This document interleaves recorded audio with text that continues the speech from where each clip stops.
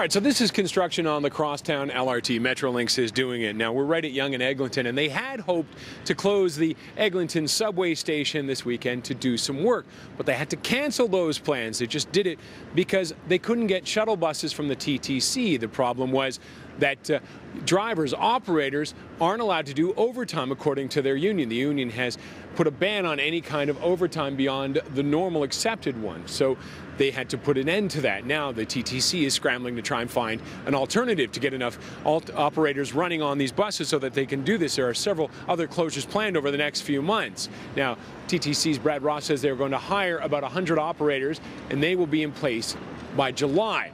Up until then, they're working on an alternative, although he wouldn't say what it was.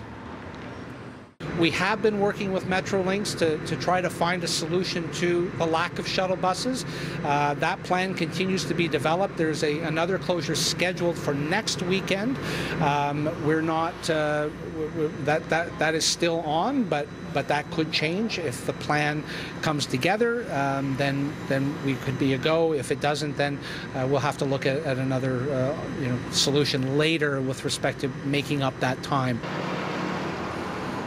Now, there could be another 22 such weekend closures this year, but Ross wouldn't say how many of those could be negatively affected. Now, the union implemented the overtime ban to press the commission on filling what it says is the 10% vacancy rate, approximately 1,000 to 1,100 positions that are unfilled. ATU Local 113 Rep. John Nino says the 100 hires by July is welcome, but it isn't enough for them to change the overtime ban.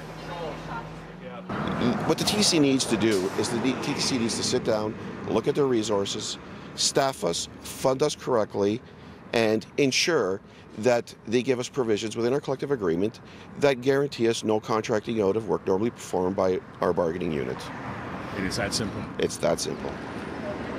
Now, Metrolinx says for now this situation is workable. They can focus on other areas, but they wouldn't elaborate what would happen if more of these scheduled weekends for work are canceled. Now, one of the things that the TTC reportedly had been looking at was bringing in Metrolinx drivers and buses to shuttle people between the stations affected by this closure, but Nino says the union would likely grieve that if it were to happen.